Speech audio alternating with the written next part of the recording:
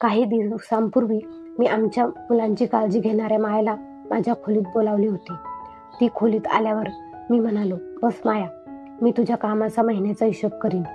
तू स्वतःहून काही आमच्याकडून काहीही मागणार नाही, म्हणूनच मला हे काम करावे लागेल. त्यामुळे तुला 1,000 रुपये महिना असा पगार निश्चित करण्यात आला होता, 1200 नाही. मी 1,000ची नोट ठेवली होती. या कामासाठी आम्ही नेहमीच 1,000 देतो. तर तुम्ही 2 महिने काम केले, मग 2 महिने 5 दिवस, अगदी 2 महिने. म्हणजेच मला तुला 2,000 द्यायचे आहेत. त्यातून 9 रविवार वजा केले आणि तू छोटीकडे रविवारी पाहिले नाही. आणि त्यानंतरच्या 3 सुट्ट्या, एक शब्दही बोलली नाही. तर 9 रविवार आणि 3 सुट्ट्या म्हणजे 360 कमी. छोटी 4 दिवसांपासून आजारी होती, त्यामुळे तिचं काम वाचलं होतं. तुझे दात 3 दिवस दुखत होते, म्हणून बाईने तुला जेवल्यावर सोडले. 360 आणि 210 म्हणजे 570 अजून वजा झाले, म्हणजे 1430 बरोबर राहतात.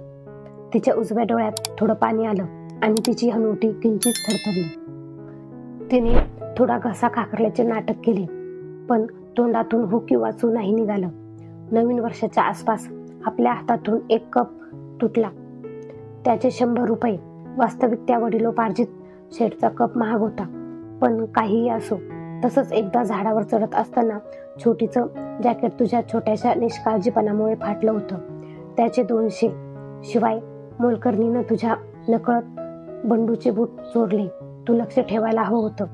त्याचाच पगार तुला मिळतो, म्हणजे यातून आणखी 100 रुपये कापले गेले. गेल्या 10 जानेवारीला मी तुम्हाला 100 रुपये दिले होते ना? नाही दिले. ती हळूच कुजबुजली. पण मी हे लिहून ठेवले आहे की. तर 1430 मधून 500 वजा केले तर 930 तुला मिळतात. तिचे दोन्ही डोळे पाण्याने डबडबले. इवल्याशा नाकावर राग आला. बिचारी, मला फक्त एकदाच बाईसाहेब यांनी पैसे दिले होते. छाया थरथरत्या आवाजात म्हणाली, तेही फक्त 30 रुपये. अच्छा, असं आहे का? मी ते विचारात घेतलेच नाही. तर 930 पैकी 30 गमावले तर 900 बाकी आहेत.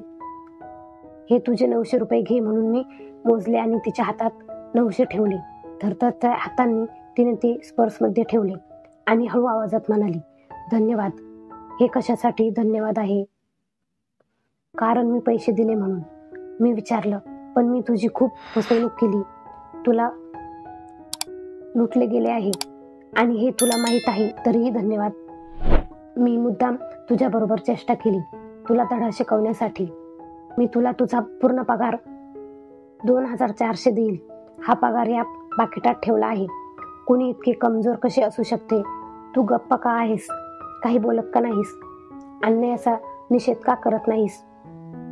तुम्ही उपाशी राहाल. या जगात कोणी एवढं कमकुवत असू शकतं? जणू ती म्हणते, कदाचित माझ्याकडे बघा. शेवटी मी तिला तिचे पाकिट दिले. धन्यवाद, ती हळूच बोलली आणि निघून गेली. मी तिच्याकडे बघत राहिलो. दुर्लभाचे शोषण करणे या जगात किती सोपे आहे याचा विचार केला. मित्रांनो, जर तुम्हाला ही माहिती आवडली असेल तर लाईक करा, कमेंट करा आणि तुमच्या